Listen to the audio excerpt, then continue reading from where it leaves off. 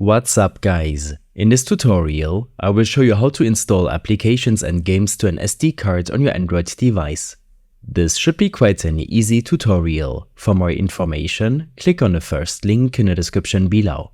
To get started, head over to your native Android settings. This can usually be found in your app drawer or by swiping down and tapping the gear icon in the top right corner. Once in your settings, head to the Apps or Applications section. This is where you can manage all your installed applications. In the list of apps, find the one you want to move to the SD card. Tap on it to access its details. From here, you'll navigate to Storage.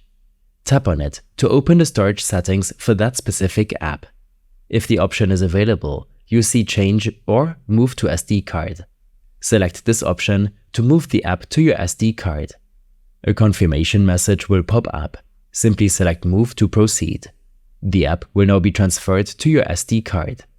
These steps and more information will be available in my extensive guide linked in the description below.